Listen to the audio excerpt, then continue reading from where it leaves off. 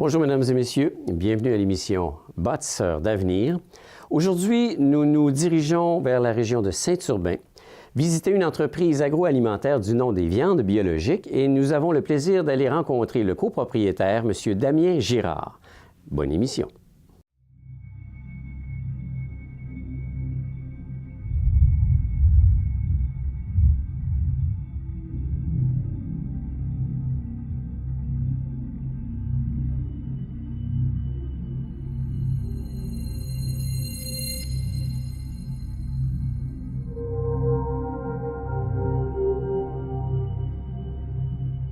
Qui dit viande biologique dit agroalimentaire. L'entreprise, c'est ça dans le fond, c'est de la transformation de viande? Bien, en fait, on a démarré évidemment par des élevages, autant au niveau du porc que du poulet, mais évidemment, on s'est rendu vite compte que l'élevage était intéressant, mais si on voulait aller plus loin dans le développement de l'entreprise, il fallait faire de la transformation. Donc, dès 2007, on a construit le centre où on est ici aujourd'hui. Donc à ce moment-là, on avait un projet qui nous semblait un peu gros, mais là, on s'est vite aperçu aussi que la demande était là, l'entreprise a bien été. Donc là, présentement, on est un peu à l'étroit, mais ça va bien, on est content de ce qui se passe. Après toutes ces années, vous ne faites que commencer à être à l'étroit, là. Oui, c'est ça. Bien, en fait, on a agrandi par l'intérieur, comme on dit, on a rajouté des choses, on a ajouté aussi de l'équipement plus efficace. Pour mieux transformer, mais là, on est un petit peu à l'étroit, donc on aura à prendre des décisions dans les prochaines années avec la relève, peut-être si on agrandit le centre, puis comment on va gérer toutes ces belles nouvelles-là. Parce que c'est un beau problème d'être un peu à l'étroit, finalement. Là, on parle de croissance quand on arrive là-dedans. Là. Tout à fait, tout à fait. L'entreprise, donc, existe depuis plusieurs années, mais dans les faits, c'est une entreprise familiale. Vous êtes copropriétaire avec votre épouse. C'est ça. Moi, je suis avec Natacha et avec Nicole. Donc, on a fondé l'entreprise en 2001. En fait, on avait démarré avant à faire un peu de porc et de poulet bio. On avait fait des tests. Et puis, c'est ce qu'on voulait faire. On voulait avoir vraiment notre production à nous, puis avoir le feedback des consommateurs. Parce que pour nous, l'agriculture, c'est intéressant. Puis c'est un peu ce qui est dommage pour les agriculteurs conventionnels, c'est qu'ils ont perdu le feedback de la clientèle. C'est-à-dire que les clients qui appellent pour dire « vous avez un bon produit, on aime ce que vous faites ». Ça, c'est une belle paye. Pour nous, c'est gratifiant. C'est gratifiant, c'est une belle motivation. Puis à partir de ce moment-là, on a commencé en 98, 97 à faire un peu de porc, à faire un peu de poulet. Puis les gens trouvaient « Ah, c'est bon, c'est génial ». Fait que en 2001, on a eu notre certification biologique. Là, on a commencé à plus grande échelle, mais on s'entend à plus grande échelle. À ce moment-là, on faisait 50 poulets semaine. On avait 25 truies. On faisait une dizaine de porcs par semaine. Mais on ne faisait pas de transformation, donc on vendait notre porc entier. Mais on s'est aperçu que c'était difficile de vendre du porc bio entier parce que les gens... Bon, c'est pas tout le monde qui achète un porc entier, on s'entend. Et puis, les boucheries qui n'étaient pas certifiées bio ne pouvaient pas nous acheter de carcasses non plus. Donc, on a pris la décision. J'ai fait plusieurs voyages en Europe pour apprendre à faire de la charcuterie. Puis j'ai dit, un jour, je vais avoir mon centre de transformation. Puis en 2007, on a commencé, on a construit. Puis là, on a développé la gamme de saucissons, etc., etc. Expliquez-nous un peu la définition du terme bio là, par rapport à l'élevage conventionnel. En fait, ça part, le biologique, ça part dans les champs, dans notre cas à nous, parce qu'on fait notre propre alimentation aussi. Donc, pour ce qui est de l'alimentation que les animaux mangent, parce que le poulet puis le porc, ils mangent la même chose. Ils mangent de la moulée, donc, mais balancée de façon différente. Pour ce qui est des céréales au niveau bio, la première chose qui diffère, c'est que on ne peut pas utiliser de pesticides ou d'insecticides au niveau des champs. C'est-à-dire qu'on ne peut pas arroser pour les mauvaises herbes, on ne peut pas arroser aussi pour une infestation de maladies. Exemple, dans le blé, il y en a qui arrosent pour des champignons. Nous, on ne peut pas le faire. Donc ça, c'est la première chose. L'autre chose, c'est qu'on ne peut pas utiliser non plus d'engrais chimiques, c'est-à-dire des engrais organiques. On utilise des engrais organiques, pas d'engrais minéraux. C'est-à-dire qu'on utilise nos fumiers à nous de nos élevages. Donc, on ne peut pas mettre, exemple, d'azote minéral acheté, exemple, dans une meunerie ou peu importe. Donc, on utilise nos fumiers. Puis l'autre particularité aussi qui est quand même assez importante au niveau des céréales, c'est qu'on ne peut pas utiliser de semences qui sont traitées ou qui sont OGM. Non traitées aussi avec des fongicides, c'est-à-dire qu'il y a plusieurs semences maintenant qui ont des fongicides dessus. pour empêcher la moisissure et puis le pourrissement des semences au printemps. Mais nous, on doit utiliser de la semence qui est non traitée, avec aucun fongicide naturel. Et en plus, qu'elle ne soit pas OGM, c'est-à-dire qu'elle ne soit pas génétiquement modifiée, qu'elle n'ait pas de gènes qui lui permettent soit de concurrencer pour une maladie ou encore de résister à un herbicide quelconque. Okay. Donc ça, c'est la base des céréales. Ensuite, on s'en vient avec les céréales au niveau de la ferme. Puis là, on alimente nos animaux avec. Donc, qu'est-ce qu'on fait? C'est qu'on moue nos céréales. On doit prendre nos céréales bio ou d'autres céréales bio de d'autres producteurs. Et là, on mixe ces céréales-là pour faire une alimentation, c'est-à-dire biologique. C'est-à-dire c'est une alimentation qui ne peut pas contenir d'antibiotiques, de facteurs de croissance ou d'hormones de croissance. Bon, dans le porc et dans le poulet, il n'y a pas beaucoup d'hormones de croissance, mais il y a beaucoup d'antibiotiques qui sont utilisés comme facteurs de croissance, ou il y a d'autres facteurs de croissance aussi qui sont utilisés spécifiquement dans le porc.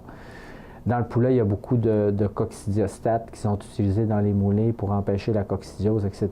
Donc, nous, on a une moulée qui est, on appelle ça en guillemets plaine, c'est-à-dire qu'il n'y a aucun antibiotique, aucun facteur de croissance. Donc, par la suite, on s'en va dans la régie d'élevage. C'est quoi un animal qui est élevé en mode biologique? Bien, en principe, là, c'est la première chose, c'est le confort de l'animal. C'est-à-dire que tous les poulets doivent être élevés dans des espaces où ils ont beaucoup plus d'espace que le conventionnel. Ils sont plus actifs, là. Ils sont plus actifs parce qu'on doit leur donner un maximum de 25... On doit avoir un maximum de 25 kilos, je vous dirais, de poulet vivant par mètre carré, ce qui donne environ 2 pieds carrés par poulet. Ensuite, le poulailler doit avoir des fenêtres, c'est-à-dire qu'il doit voir la lumière du jour. La nuit, on ne peut pas réguler non plus la lumière du jour, c'est-à-dire que dans l'élevage conventionnel, les lumières s'ouvrent, les poulets mangent, après ça, les lumières se ferment, après ça, les poulets dorment. Okay. Donc, nous, on doit travailler avec une lumière continue le jour, puis quand le soleil se couche, bien, les poulets se couchent, puis ils arrêtent de manger pendant toute la nuit. Ils passent une bonne nuit. Ils passent une bonne nuit. Et puis, ils se réveillent le lendemain matin avec la lumière du jour, puis là, on ouvre les lumières. Donc, ça, c'est une particularité. Même chose avec les cochons. Bon, évidemment, les cochons doivent être élevés sur litière de paille. On ne peut pas avoir de gestion de fumier liquide. Également, beaucoup d'espace, beaucoup plus d'espace pour les cochons. Donc, on prend au minimum 2 à 3 fois plus d'espace pour des cochons bio que des cochons conventionnels. Parce qu'on n'est pas sur latte, donc il faut écurer la litière, ils salissent plus, donc il faut le laisser beaucoup plus d'espace. Puis aussi, bien, faites exemple, toutes les mères, les truies, ne peuvent pas être en gestation dans des cages, ils doivent être en fait en groupe. Donc, les mères sont en groupe libre. En groupe, nous, en l'occurrence, on est en groupe de 20-24 truies.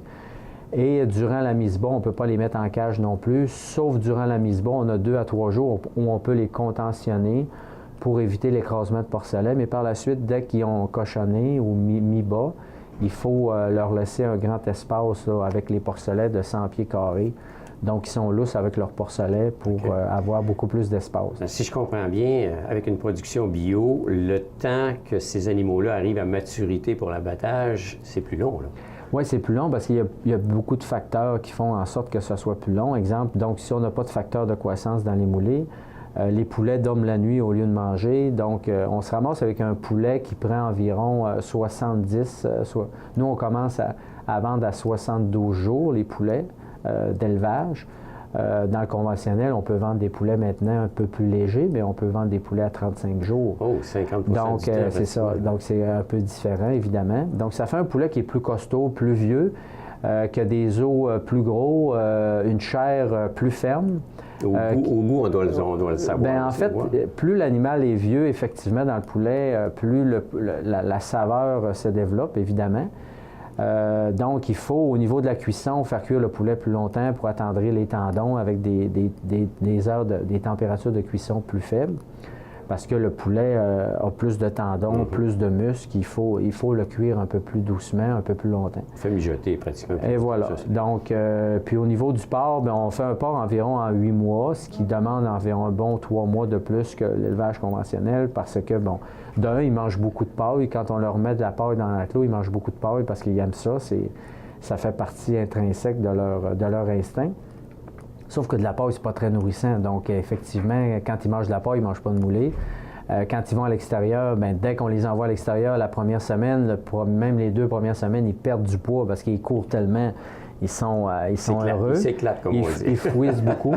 Donc, ça nous fait un porc qui est plus vieux à l'abattage, mais encore là, qui a un gras plus ferme. Puis c'est ce qu'on veut au niveau charcutier, là. On a un gras qui est beaucoup plus dur, beaucoup plus ferme. Puis ça nous amène avec des bêtes plus vieilles, mais qui, pour nous, ont une qualité charcutière là, plus élevée. Là. Ça, c'est sûr.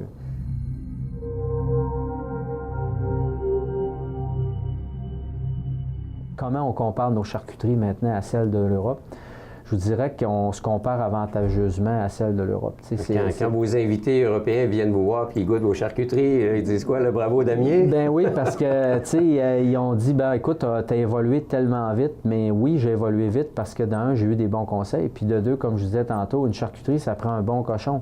Parce que là-bas aussi en Europe, il y a beaucoup de mes amis qui font de la charcuterie, mais avec un cochon qui est non spécifique, c'est-à-dire qu'ils prennent du porc entre guillemets, qui viennent de certains producteurs, mais qui est élevé de façon normale.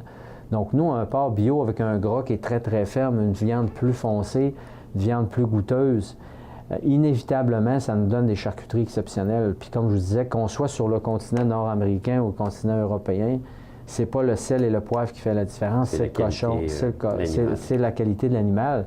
Puis nous, ici, on a un terroir tellement particulier. Donc, le fait aussi qu'ils consomment les céréales qui sont produites dans Charlevoix. En fait, l'animal est le reflet de ce qu'il mange. Puis, tu sais, je dis tout le temps ça aux gens, si vous donnez des mauvaises céréales à un animal, moi, je considère que le maïs, c'est une mauvaise céréale. C'est comme nous, si on mangerait toujours des féculents ou de la pomme de terre, bien, l'équilibre se brise et on devient obèse. Bien, c'est la même chose avec un cochon. Si tu lui donnes que de l'amidon facilement digestible, il va créer une bande de gras, il va engraisser avec des graisses, mais qui sont fondantes, qui sont non désirables. Puis ces graisses-là, bien, si tu les amènes en cuisson au niveau du poulet ou si tu les amènes en charcuterie au niveau du porc, c'est que quand tu vas avoir ces graisses-là en bouche, ça va tapisser tes papilles, puis tu vas avoir l'impression d'avoir qu'un morceau de gras en bouche. Et donc ce qui est la différence avec un gras structuré, qui est très, très blanc, très ferme, c'est qu'il est même plus ferme qu'une viande. Donc, à ce moment-là, il va t'amener le moelleux, il va t'amener le goût. Mais en bouche, tu ne le sentiras pas sur tes papilles comme un gras. Tu vas dire, waouh, c'est un moelleux, c'est génial. Mais c'est ça la différence. Puis la différence, ça vient uniquement de là. Donc, à partir du moment où nous, on voulait contrôler notre production de porc pour faire un porc exceptionnel et avoir par le fait même une charcuterie qui tient la route. C'est la seule façon de faire. Tu sais, je veux dire, la laiterie Charlevoix fait du fromage avec la vache canadienne ou avec une Jersey. Bien, c'est pas pareil qu'avec une vache Holstein. On le sent dans le fromage parce que la vache canadienne donne un lait différent. Puis le terroir, bien, c'est comme ça qu'il s'exprime. Est-ce qu'on peut dire on peut qualifier ça de bon goût dans la façon de faire ce que vous faites? Bien, bon coup ou instinctivement. Tu sais, moi, quand j'étais jeune, mon père, on avait une petite ferme, puis on était très mon père était très modeste. Il n'y avait pas de machinerie, il n'y avait rien. Il attendait ses fumiers. Tu sais, on avait une ferme. La ferme familiale n'a jamais eu d'engrais chimiques sur le sol. Okay. Il y a jamais des bonnes racines dans votre formation. Bien, en fait, c'est on se berçait le soir sur la galerie. On avait effectué les travaux durant l'été ou durant l'automne, ou peu importe. On était satisfait de ce qu'on faisait. Puis moi, mon frère avait des poules pondeuses. Moi, j'élevais des dindes. On avait nos clients. On faisait de la crème. Il y a des touristes qui venaient acheter notre crème, notre beurre, nos œufs. Puis à chaque fois, c'était toujours « Wow, comment vous faites pour avoir des bons produits comme ça? » Puis eux autres, ils retrouvaient leur enfance quand ils allaient chez leur grand-père ou leurs affaires. Bien là, je parle d'il y a 40 ans. Là. Moi, j'avais 10 ans. J'en ai 50. Là. Fait que, en fait, ce qu'on a fait, c'est qu'on dit, ce feedback-là, cet amour-là, ce terroir-là, on veut le reproduire à plus grande échelle, évidemment, mais ça l'a réussi. Je ne dirais pas que c'est une illumination qu'on a eue. Moi, j'ai juste reproduit de la façon dont mon père m'a inculqué et ma mère les choses. Tu sais, j'ai pas, comme je disais tantôt, j'ai pas nécessairement réinventé la roue. Oui, ça a été le succès de mon entreprise. Mais pour moi, c'est tout naturel. C'est comme ça que je voyais l'agriculture, puis c'est comme ça que je voulais la faire aussi. Là. Et aujourd'hui, bien, ça se reflète dans votre succès provincial, parce que vous êtes distribué sur une grande échelle. Oui, on est distribué sur une grande échelle. En fait, on a plusieurs points de vente, là, plus de 400 points de vente. Notre clientèle est principalement à Montréal, évidemment, parce que le bassin est plus important aussi. Et le marché est là. Le marché est là. Mais on vend aussi dans Charlevoix. Les restaurants nous encouragent de plus en plus. Donc, c'est le fun de voir un peu comment ça se passe présentement. mais on ne veut pas devenir immense. Je pense que là, on a atteint un équilibre qui fait en sorte qu'on est bien avec ce qu'on a présentement. On ne veut pas doubler notre volume demain matin. C'est vraiment pas notre objectif. L'objectif, c'est de garder la qualité de nos produits, intégrer la relève agricole qui s'en vient, Félix et Elsa, puis peut-être Alexandra un jour. Donc, éventuellement. il y a une relève familiale qui s'installe. Il y a une relève familiale qui s'installe. On est très, très fiers de ça. Puis, écoute, prendre du bon temps aussi parce que, bon, l'entreprise a atteint une maturité, mais on a encore beaucoup de choses à améliorer. On a des bâtiments à refaire. On a, écoute, éventuellement, peut-être le rêve ultime d'abattre nos animaux nous-mêmes ici dans la région. Peut-être que ça sera une possibilité, soit par richesse, parce qu'on se dira on veut se payer un luxe, on se bâtit un abattoir, ou par obligation, parce qu'il n'y a plus personne qui voudra nous abattre, on devra se bâtir un abattoir pour être capable de survivre tout simplement, parce que c'est le pattern qui se dessine. Les concentrations d'abattoirs font en sorte que de plus en plus, nos bêtes sont dures à faire abattre parce que nos bêtes sont différentes des bêtes qui existent sur le marché. Il y a des critères particuliers. Et voilà, mais ils ne répondent pas aux critères des chaînes rapides d'abattage qui sont faites aujourd'hui. Donc moi, mon poulet, il n'est pas uniforme. J'ai des poulets de 1,5, 2 kg, 2,5 kg dans le même camion quand je vais les faire abattre. Mais une chaîne d'abattage de poulets, il faut que les poulets soient tous uniformes. Donc, moi, je ralentis la chaîne. Ouais. Donc, si je ralentis la chaîne, l'abattoir qui m'a, elle m'aime pas parce que si je ralentis la chaîne, j'y coûte plus cher. Donc, il faut qu'elle me charge plus cher.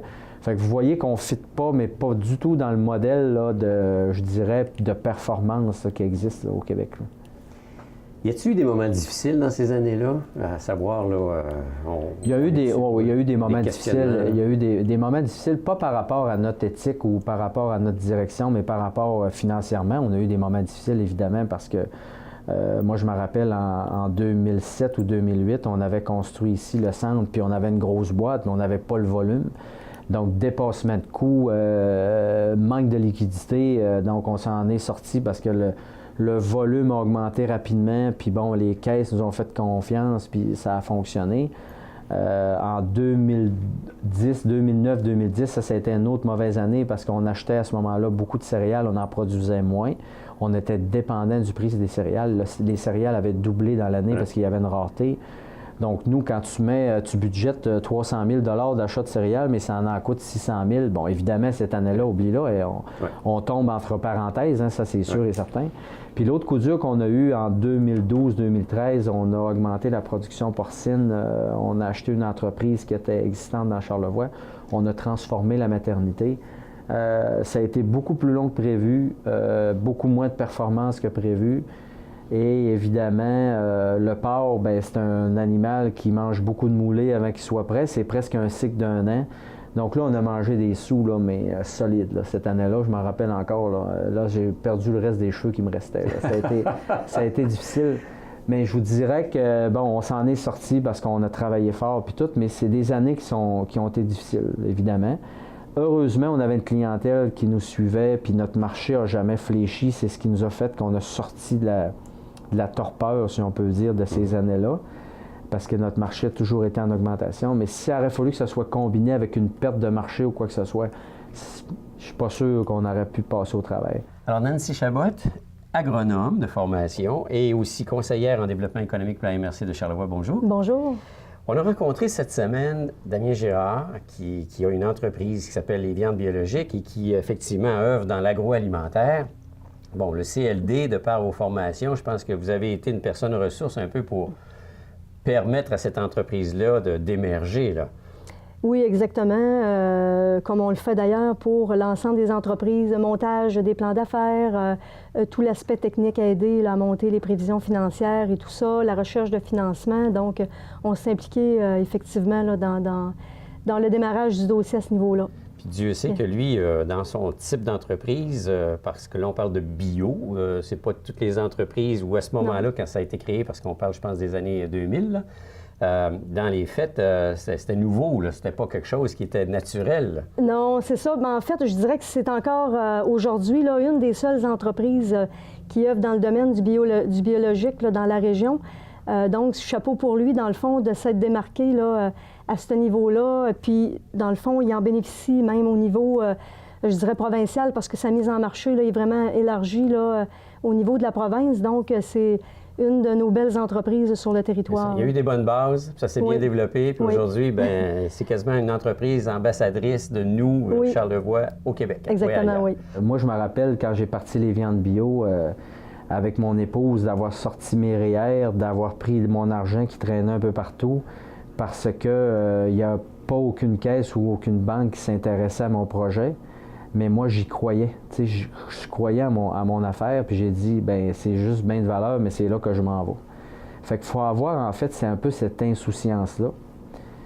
Puis, par la suite, ben écoute, c'est toujours la phrase magique, il faut travailler, il faut travailler. Oui, je suis d'accord, il faut travailler, mais il y a plein de monde qui travaille dans plein de domaines puis qui ne réussissent pas nécessairement. Mais ça prend des couilles, ça prend une insouciance un peu, ça prend une bonne idée. Puis oui, on peut mettre des chiffres sur papier, mais je vous dirais que dans 90% des cas, les chiffres qu'on met sur papier, là, on les atteint. C'est jamais ce qui se passe. Des fois, il y a des belles surprises, mais on n'est pas en programmation informatique, puis on ne fait pas des jeux vidéo. Des fois, c'est des compagnies qui explosent en bourse, mais nous, on est dans l'agroalimentaire, donc ça prend beaucoup d'investissement pour créer un dollar brut, comparativement à d'autres secteurs d'activité. L'agriculture a toujours été comme ça, d'ailleurs. On doit immobiliser beaucoup de sous pour créer. Donc, il faut faire attention. Souvent, on a des endettements qui sont importants parce qu'on a acheté des tracteurs, on a acheté des terres, des bâtiments. Moi, si j'aurais un centre de transformation, puis demain matin, je ferais juste appeler pour avoir de la viande, ce serait pas mal moins compliqué que c'est là, mais j'aurais pas le même produit. Fait que en fait, c'est la qualité des défauts. Puis après ça, ben écoute, moi je dis tout le temps, il y a pire que pas avoir réussi, c'est de ne pas avoir essayé. Charlevoix, pour vous, c'est une bonne place pour faire des affaires? Bien, Charlevoix, écoutez, c'est la meilleure place pour faire de l'agroalimentaire. Ce qui est un défaut incroyable pour l'agriculture. Écoute, Charlevoix, on a des montagnes, on a des roches. Moi, j'ai des terres qui ont 3 types de sols sur la même terre, des petites terres de 3, 4, 5 hectares. Ça coûte les yeux de la tête à cultiver. Mais ce qui est une faiblesse au niveau du sol devient une richesse au niveau des yeux de tout le monde. Qui ne rêve pas de venir habiter dans Charlevoix? Qui n'a pas un souvenir de vacances de Charlevoix où il a mangé une bonne bouffe, un saucisson ou un fromage sur le bord du fleuve avec une bonne bouteille de vin? C'est magique. Charlevoix, c'est magique. C'est pour ça que c'est un nom qu'on doit protéger, puis il faut faire attention au mot Charlevoix. On ne peut pas faire n'importe quoi avec le mot Charlevoix.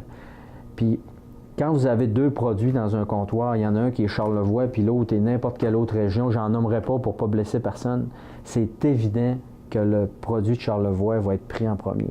S'il n'est pas bon, par contre, là, évidemment, les gens n'y reviendront pas. Mais Charlevoix, dans la tête des gens... Il y a une connotation, il y a une réputation, il y a une crédibilité, il y a une notoriété par le fait. Tout à fait, tout à fait. Fait que ça, là, c'est sûr que dans Charlevoix, d'un, aussi la main-d'œuvre est accessible. On a de la main-d'œuvre qui est là, compétente, des gens qui sont travaillants, qui à tous les niveaux. Donc moi, c'est sûr qu'on a des faiblesses, on est loin des marchés, mais bon, écoute, être loin des marchés, oui, mais il y en a qui sont proches des marchés, mais qui n'ont pas de produits, donc ça donne absolument rien. C'est pas ça qui est le frein à l'entrepreneuriat. Le frein à l'entrepreneuriat, c'est vraiment en fait, personnellement, au niveau de l'entreprise, tu te mets un frein, mais tous ceux qui veulent développer de l'alimentaire ou de l'agroalimentaire dans Charlevoix, tout le monde s'aide. Hein? Le gars qui fait du fromage, elle qui fait du chevreau, peu importe le produit que tu fais, on s'aide tous parce qu'il y a des gens qui viennent pour me voir, il y en a qui viennent pour voir d'autres, ils découvrent d'autres produits. Puis c'est le principe de la route des saveurs, on n'en a pas parlé. Ouais. Mais c'est génial parce que de plus en plus, l'agroalimentaire est un produit d'appel dans Charlevoix. Les gens viennent que pour l'agroalimentaire, touristiquement parlant.